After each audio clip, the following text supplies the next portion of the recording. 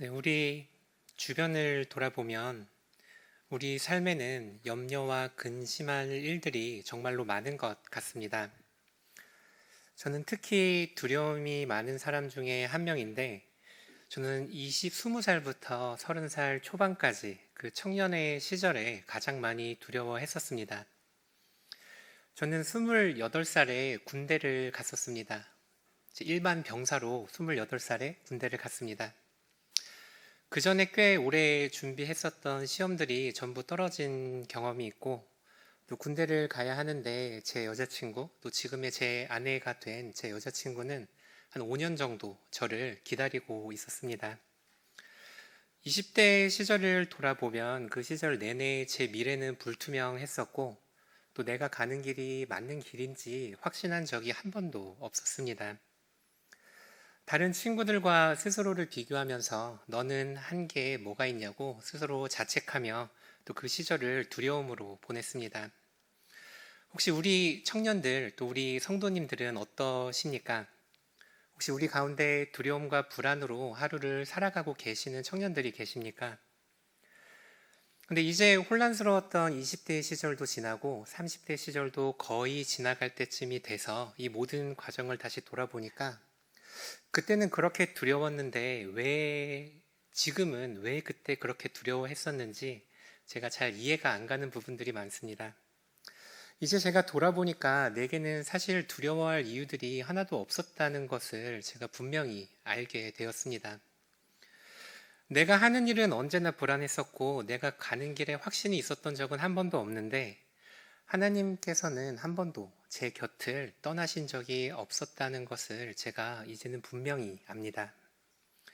내가 너를 고아와 같이 내버려 두지 않으시겠다고 말씀하셨던 그 하나님께서 지금 우리가 걸어가고 있는 그 길 가운데 함께하고 계시다는 것을 기억하시는 청년들 되기를 축복합니다. 우리가 하나님의 인도하심이 느껴지지 않아 불안하고 두렵더라도 하나님께서는 지금도 우리를 인도하고 계십니다. 앞이 보이지 않아서 내가 가는 이 길이 맞는 길인지 확신이 서지 않아서 힘드신 분이 계시다면 오늘 이 시간을 통해서 우리와 함께 하고 계시는 하나님을 바라보시기를 축복합니다. 하나님께서는 절대로 우리의 두려운 마음과 우리의 상황들을 모른 척 하지 않으시고 또 하나님께서는 지금 여러분이 마주하고 있는 그 삶의 어려움을 함께 감당하고 계십니다. 여러분과 함께 하시는 하나님을 신뢰하고 또 보이지 않는 앞길에 대한 두려움보다는 우리를 인도하고 계시는 하나님을 기대하는 마음으로 또 나아가는 성도님들 되시기를 축복합니다. 우리 함께 한 목소리로 첫 번째 대지 한 목소리로 읽어보겠습니다. 함께 읽겠습니다. 하나님을 바라볼 때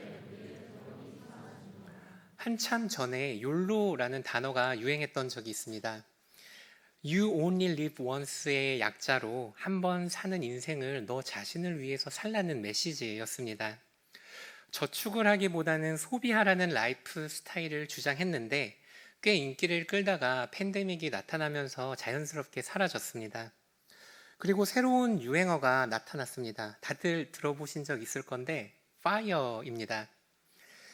경제적 자립을 말하는 Financial Independence하고 조기 은퇴를 말하는 Retire Early가 합쳐져서 이 FIRE라는 신조어가 생겼습니다.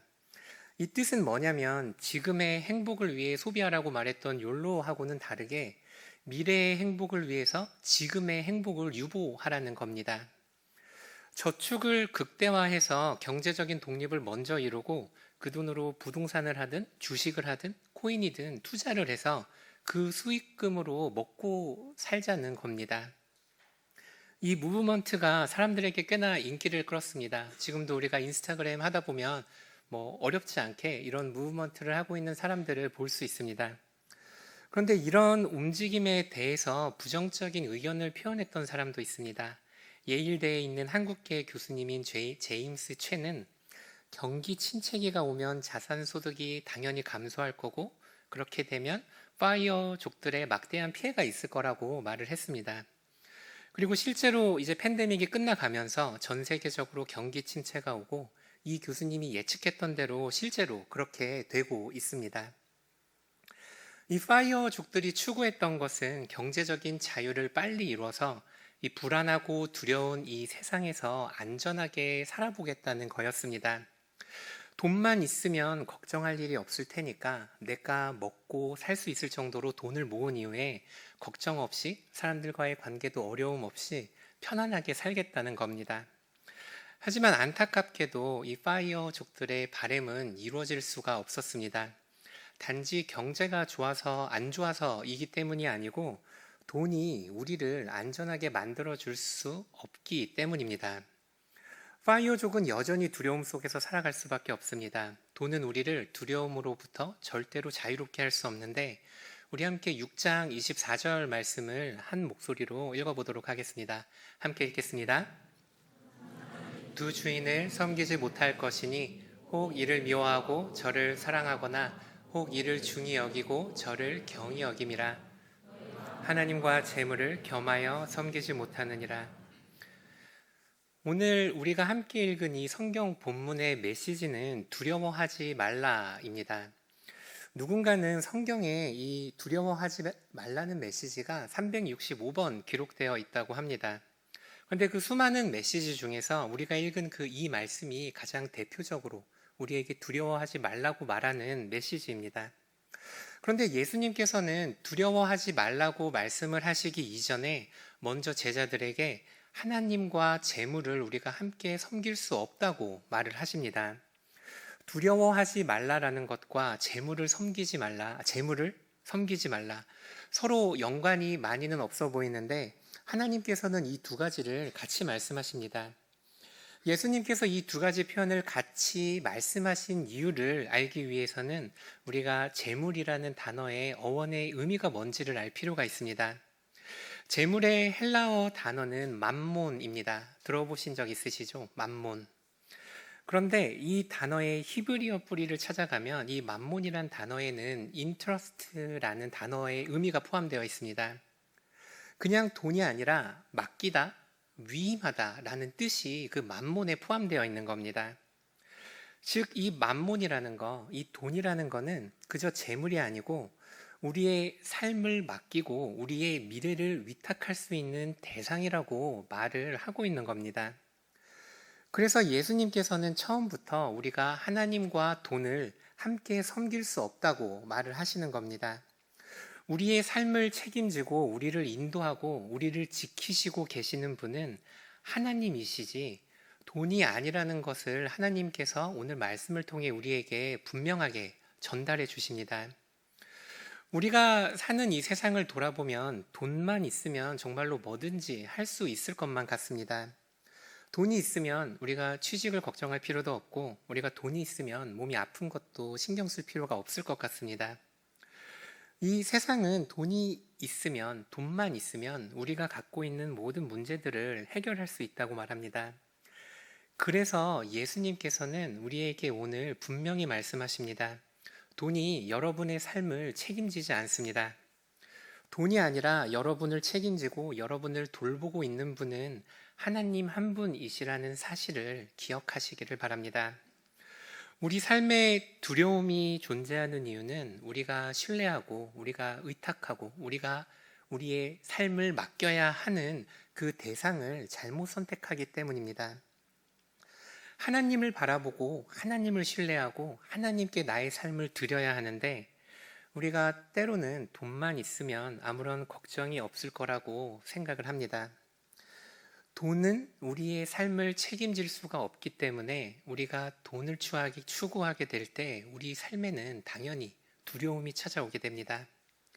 그래서 이런 의미 때문에 예수님께서는 오늘 본문 말씀을 통해 두려워하지 말라고 말씀하시기 이전에 돈과 하나님을 함께 섬길 수 없다고 분명히 말을 하시는 겁니다.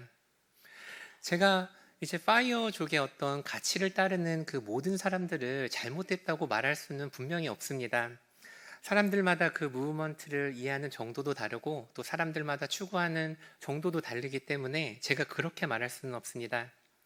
하지만 우리 가운데 돈을 벌어서 우리의 삶의 두려움과 무서움에서 벗어날 수 있다고 생각하는 사람이 있다면 돈이 우리의 삶을 책임질 수 있다고 생각하는 사람이 있다면 그분들에게는 분명히 말할 수 있습니다. 우리도 이 세상에서 살아가고 있기 때문에 세상의 가치관과 이 돈에 대한 어떤 개념으로부터 우리도 자유롭지 못합니다. 우리도 모르게 신압으로 점점 돈이 우리의 삶을 책임질 수 있다고 생각을 하게 됩니다. 하지만 우리는 계속해서 되새겨야만 합니다. 우리가 기억해야 하는 건 돈이 없어서 우리가 두려운 게 아니라는 겁니다. 우리의 삶에 두려움이 생기고 우리의 안에 무서움이 생기는 이유는 우리가 마땅히 신뢰해야만 하는 하나님을 충분히 바라보지 않기 때문입니다. 꽃이 빛을 의지하지 않고 살 수는 없는 것처럼, 그리고 생물이 공기를 의지하지 않고 살 수 없는 것처럼 우리 그리스도인은 하나님을 의지하지 않고 살아갈 수가 없습니다. 우리는 하나님 의존적으로 만들어져 있기 때문에 우리의 삶도 하나님께만 위탁하게 되어 있습니다. 우리가 우리의 삶을 맡기고 우리를 위탁해야 하는 분은 하나님 한 분이시라는 사실을 기억하는 우리 귀한 청년들 그리고 우리 성도님들 되시기를 축복합니다. 우리 함께 마태복음 6장 25절 말씀을 한 목소리로 읽도록 하겠습니다. 함께 읽겠습니다. 그러므로 내가 너희에게 이르노니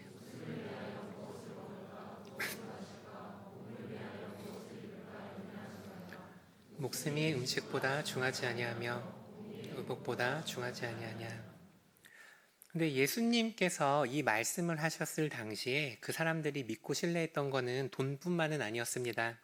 예수님은 뭐라고 말씀하시냐면 그들이 먹을 음식도 그들의 삶을 책임져 주지 않고 그들이 입을 옷도 그들을 책임져 주지 않을 거라고 말하십니다. 우리가 잘 아는 것처럼 신약 성경은 2000년 전에 기록이 되었죠. 그 당시 사람들의 삶의 환경은 우리의 환경하고는 많이 달랐습니다. 지금처럼 물질이 풍요로운 시대는 당연히 아니었습니다. 그때에는 음식도 충분치 않았고 옷과 신발도 충분치 않았습니다. 그래서 그 당시의 사람들은 어떻게 하면 배불리 먹을 수 있을지, 내가 어떻게 하면 춥지 않게 지낼 수 있을지 이게 가장 큰 고민이었습니다. 그래서 이 사람들은 내가 오늘 먹을 음식만 있다면, 내가 오늘 입을 옷만 있다면 나는 걱정할 게 없다고 생각을 했습니다. 내게 음식과 옷만 있다면 나의 삶은 괜찮아. 이 음식과 옷이 내 삶을 지켜줄 거야. 라고 생각을 했던 겁니다. 돈뿐만이 아니고 이 음식과 옷도 만몬의 대상이 된 겁니다. 그런데 하나님께서는 이제 예수님께서는 분명히 말씀하십니다. 돈이 너희를 책임질 수 없는 것처럼 음식도 너희를 책임질 수 없고 옷도 너희를 책임져 주지 않는다고 말입니다. 너희가 음식이 충분히 있다고 두려움이 없어지는 게 아니고 너희에게 옷이 충분히 있다고 두려움이 없어지는 게 아니다. 너희는 오직 나를 신뢰하고 너희의 삶을 나에게 맡기라. 이렇게 말을 하는 것입니다. 그러면 오늘 우리가 함께 살펴볼 것은 그렇다면 과연 우리에게 오늘 우리가 의탁하고 있고 우리가 믿고 있는 우리의 만몬의 대상은 무엇일까에 대한 질문입니다. 제 삶을 돌아봤을 때 20대와 30대 제가 가장 많이 제 삶을 위탁하고 맡겼던 것은 대학교와 진로 그리고 취업이었던 것 같습니다. 그때는 취업만 되면 제가 진로만 결정이 되면 마치 세상의 모든 어려움이 사라질 거라고 생각을 했습니다. 또 대학교에만 입학하면 내 삶의 어려움이 사라질 거라고도 생각했습니다. 그런데 취업이 그렇게 생각을 하니까 취업이 되지 않고 또 진로가 결정되지 않고 대학교가 만족스럽지가 않으니까 그렇게 저에게 무섭고 두려운 마음이 들었던 것입니다. 그런데 우리를 찾아오는 이 두려움은 취업과 진로와 대학교 그리고 결혼과 아무런 상관이 없습니다. 왜냐하면 이런 것들이 우리의 삶을 책임지지 않기 때문입니다. 우리 주변에 있는 먼저 취직한 선배들한테 물어봐도 똑같이 말할 겁니다. 그들에게도 여전히 두려움은 찾아오고 여전히 무서움은 찾아옵니다. 취업 여부가 우리에게 중요한 게 아니라는 겁니다. 중요한 것 하나는 우리가 지금 하나님을 바라보고 있는지 아니면 우리가 하나님을 바라보고 있지 않은지 이것뿐입니다. 지금 우리 가운데 두려움이 있거나 또 어떤 어려움을 당하고 있거나 무서움이 있는 분이 있다면 우리가 어쩌면 지금 당장 하나님을 바라보고 있지 않고 우리가 하나님을 신뢰하지 않고 있기 때문일 수 있다는 것을 기억하셔야 합니다. 로버트 마운스라는 신학자가 있는데 이 사람은 두려움을 실제적 무신론의 증거다라고 말을 했습니다. 다시 한번 말씀드리면 두려움이 실제적 무신론의 증거라고 말을 했습니다. 그 두려워하며 사는 사람은 실제적인 무신론자라고 말을 했습니다. 굉장히 강한 말인데 이 사람이 말한 건 하나님을 믿는다고 말을 하면서 하나님을 신뢰한다고 말하면서 우리 삶에 두려움이 가득하고 무서움이 가득하다면 우리가 실제로는 하나님을 믿고 있는 것이 아닐 수도 있다라고 말을 한 것입니다. 우리 가운데 대학교 신입생 분들도 많은 걸로 알고 있습니다. 저도 아까 말씀드렸던 것처럼 대학교에만 입학을 하면 행복할 수 있을 거라고 생각을 했습니다. 그런데 결코 그렇지 않았습니다. 학점도 여전히 무서웠고 또 학교 안에서 맺는 인간 관계들도 여전히 무서웠습니다. 대학교가 문제인 것이 아니라 계속해서 반복해서 말하듯 내가 하나님을 바라보고 있지 않았던 것, 그게 문제였습니다. 결혼이 우리의 삶을 책임지지 않고 또 남자친구, 여자친구가 우리의 삶을 책임지지 않고 또 대학교가 우리가 갖고 있는 그런 걱정들이 우리가 안고 있는 우리 마음에 있는 그런 소원들이 우리의 삶을 책임지지 않는다는 것을 기억하는 여러분 되시기를 바랍니다. 하나님께서는 우리 안에 우리가 지금 무언가를 두려워하고 있고 하나님 말고 무언가에 우리의 삶을 위탁하고 있다면 하나님께서는 그 모습을 보시고 너는 지금 나만 믿는 게 아니라 나와 다른 그 어떤 것을 함께 섬기고 있다고 말을 하십니다. 그리고 그게 바로 하나님께서 가장 싫어하시는 우상숭배다라고도 말을 하십니다. 우리 마음에 두려움이 있는 이유는 내가 섬기고 있는 그 무언가가 우리의 삶을 책임져 줄 수 있다고 믿기 때문입니다. 지금 이 시간에도 우리의 생각과 마음을 내려놓고 또 하나님께로 우리의 마음을 돌이키고 다시 한번 하나님을 바라보고 또 하나님을 의지하고 우리의 삶을 하나님께 의탁하는 우리 청년분들 그리고 성도님들 되시기를 축복합니다.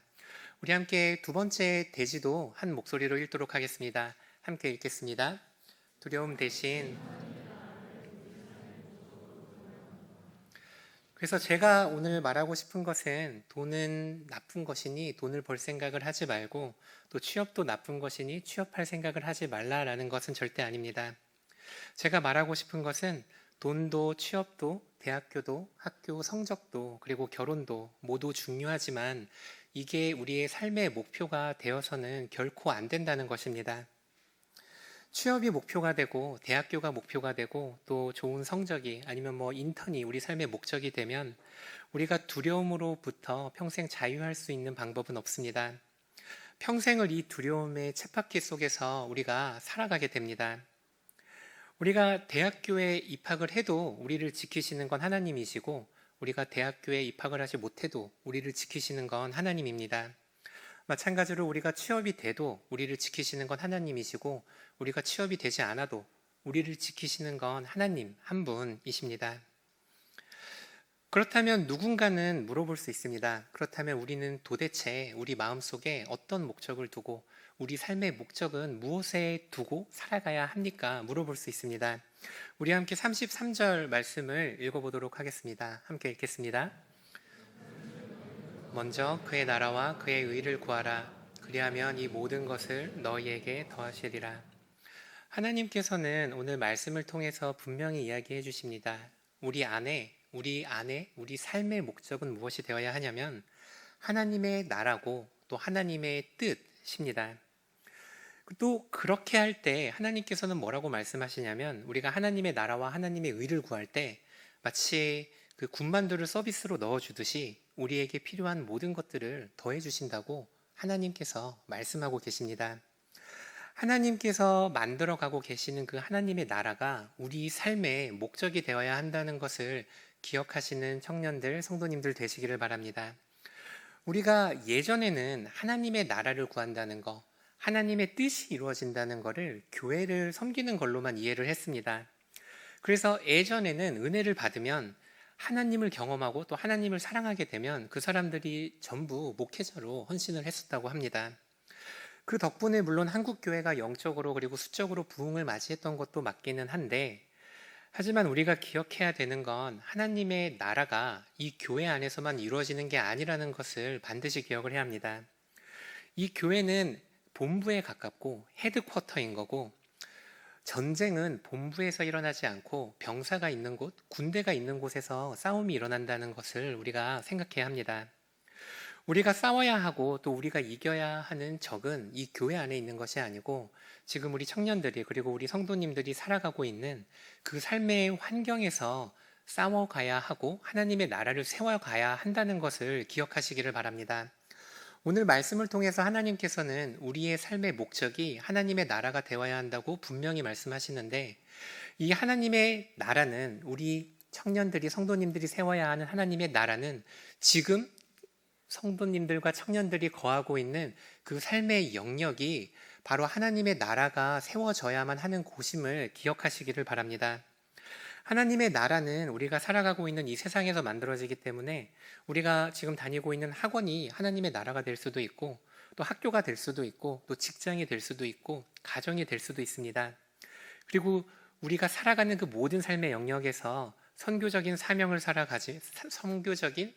가지고 살아가는 것, 예수님을 증거하는 사람으로 살아가는 게 우리 삶의 목적이라는 것을 기억하시기 바랍니다. 우리 가운데 또 공무원이 있다면 또 우리가 일하고 있는 그 기관이 바로 우리의 전쟁터라는 것을 기억하시기 바랍니다.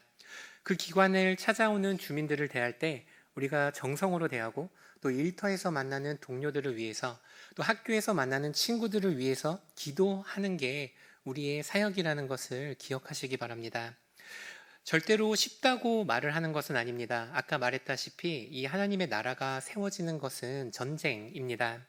당연히 힘든 일입니다. 나는 그 사람을 사랑해야 하는데 그 사람은 나를 사랑하지 않는 경우는 굉장히 많습니다. 그러나 그럼에도 불구하고 그 우리 주변에 있는 사람들, 우리가 있는 삶의 환경에서 우리가 마주치는 그 사람들이 바로 우리가 예수님을 증거해야 하고 복음을 전해야 하는 사람들이라는 것을 기억하시기를 바랍니다.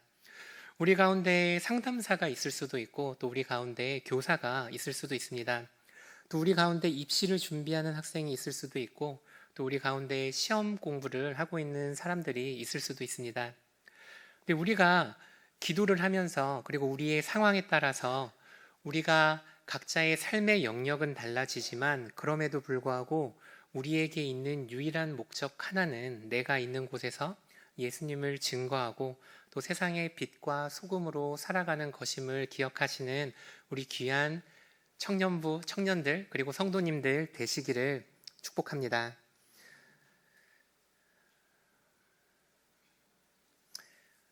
저는 23살 때쯤에 예수님을 인격적으로 만났습니다. 물론 그 전에도 교회를 다녔고 모태신앙으로 교회에서 자랐지만, 제가 개인적으로 하나님을 제 구주로 영접하고 하나님을 따라 사는 사람이 되어야겠다 마음을 먹었던 것은 23살입니다. 세상에서 실패하고 무너지고 넘어져서 예수님께서 무너져 있었는데, 예수님께서 저를 찾아와 주셔서 제 마음을 위로해 주셨습니다. 저는 예수님께서 내 눈에 고여있던 그 눈물을 닦아주신 것이 정말 감사했습니다. 그래서 그 이후로는 제 마음에는 언제나 위로하는 사람이 되고 싶다라는 소원이 있었습니다. 예수님께서 나의 마음을 위로해 주셨던 것처럼, 그리고 예수님께서 나의 두려운 마음을 없애주셨던 것처럼, 나도 누군가의 아픈 마음을 만져주고 누군가의 눈물을 닦아주는 사람이 되어야겠다고 생각을 했습니다. 또 항상 그렇게 기도를 했습니다. 그렇게 20대 초중반을 보내고 제가 진로를 결정해야 하는 상황이 왔습니다. 상담사가 돼야 하나 고민하기도 했고, 또 의사가 되려고 공부를 해야 하나 고민도 했습니다. 솔직한 마음으로는 그때는 목사가 되고 싶은 마음은 전혀 없었습니다. 결국 저는 그 위로하겠다는 마음을 가지고 의사가 돼서 선교사가 되어야겠구나 마음을 먹었습니다. 아프리카에서 부모 없이 고생하고 눈물 흘리는 아이들을 생각하면서 그 아이들에게 부모와 같은 선교사가 되어야겠다라고 마음을 먹었습니다. 그래서 그런 마음으로 이제 그 당시에 유행이었던 의학 전문 대학원 시험을 꽤 오랫동안 준비를 했습니다. 잠도 줄이며 공부했고 또 학원을 다니고 또 고시원에서 몇 년 동안 생활하면서 그 시험을 준비했습니다. 그때는 힘들 법한데 그렇게 힘들지는 않았습니다. 믿음이 있었을 때고 또 하나님께서 제 이런 결정들을 기뻐하신다고 생각하고 있었기 때문입니다. 그런데 그 아까 말씀드렸던 것처럼 시험에 불합격했습니다. 2번이나 시험을 봤는데 2번 다 떨어졌습니다. 제가 한 3년 정도 공부를 한 상황이었고 또 아직 군대를 간 상황이 아니었기 때문에 시험을 더 볼 수도 없는 상황이었습니다. 그때 제게는 정말 충격적인 결과였습니다. 세상이 무너지는 것 같았고 또 하나님께 상처를 받은 것 같기도 했습니다. 저는 하나님께서 제 결심을 기뻐하고 계시고 이 의사가 되는 길이 하나님께서 저에게 주신 사명이라고 믿고 있었습니다. 근데 이런 일이 있고 나서 굉장히 어려웠던 고난의 시간을 보내고 고뇌의 시간을 보내고 또 어떤 과정을 거쳐서 나름의 어떤 소명을 확인하고 신학대학원에 입학을 하게 됐습니다. 천안에 있었던 신대원을 다니면서 공부도 하고 또 중간에 군대도 다녀왔습니다.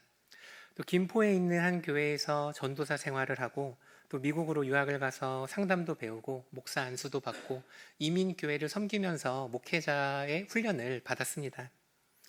약 10년 동안의 시간이 정말로 눈 깜짝할 사이에 지나갔습니다.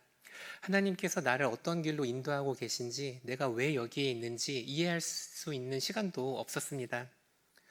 그냥 주어지는 시간과 주어지는 일, 하나님께서 주시는 일들에 하나하나 성실을 다해 열심히 했을 뿐입니다.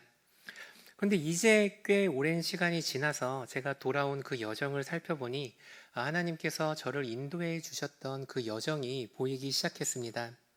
하나님께서는 여전히 제 안에 위로자의 삶을 살라는 그 소명을 주셨고 또 제가 그런 삶을 살 수 있도록 계속해서 제 길을 인도해 주셨습니다. 제가 비록 의사가 돼서 선교사가 되지는 못했지만 하나님께서는 저를 목회자의 길로 부르셔서 제가 할 수 있는 일들보다도 더 많은 일들을 하게 하시고 제가 만날 수 있는 사람들보다도 더 많은 사람들을 만나게 하셔서 더 많은 사람들을 위로하게 하셨습니다. 부족하고 약하고 능력이 없는 사람을 하나님의 나라를 위해 쓰임받는 한 성도로 만들어 가시는 그 과정을 보면서 하나님께서 우리에게 말씀하신 대로 우리의 삶을 인도하시고 우리의 삶을 지도하시고 또 우리의 삶을 개입하시는 분이시라는 사실을 확신하게 됩니다. 저는 하나님께서 저를 인도해 가시는 그 과정을 다 신뢰하지는 못했지만 하나님께서는 저를 한 번도 떠나신 적이 없으십니다. 그리고 그 동일한 하나님께서는 지금 우리 청년들이 가고 있는 그 길 가운데도 함께 하셔서 한 번도 하나님께서는 떠나신 적이 없고 한 번도 하나님께서는 우리 청년들의 그 마음을 모르신 적이 없으십니다. 지금도 우리의 삶을 인도해 가고 계신다는 그 사실을 기억하시기를 바랍니다. 그리고 그 하나님께서 여러분의 마음 가운데 어떠한 소원을 두시고 그 소원을 따라서 하나님의 나라를 위해 쓰임 받게 하신다는 사실을 기억하시기를 바랍니다. 여러분 안에 하나님께서 넣어주신 그 소망을 발견하고 그 소망을 따라 하나님의 나라를 위해 쓰임 받는 우리 청년들 그리고 또 우리 성도님들 되시기를 바랍니다. 두려움 가운데 있으신 분이 계십니까? 우리 삶의 목적이 어디에 있는지를 다시 한번 살펴보시기 바랍니다. 우리 삶의 목적은 취업도 아니고 결혼도 아니고 대학교도 아니고 돈도 아니고 하나님의 나라와 하나님의 뜻에만 우리 삶의 목적이 있습니다. 우리가 하나님의 나라를 구할 때 우리에게 필요한 것들은 하나님께서 책임지신다고 하나님께서 친히 말씀하십니다. 그저 하나님을 바라보고 하나님의 나라를 구하는 우리 귀한 지체들 되시기를 축복합니다.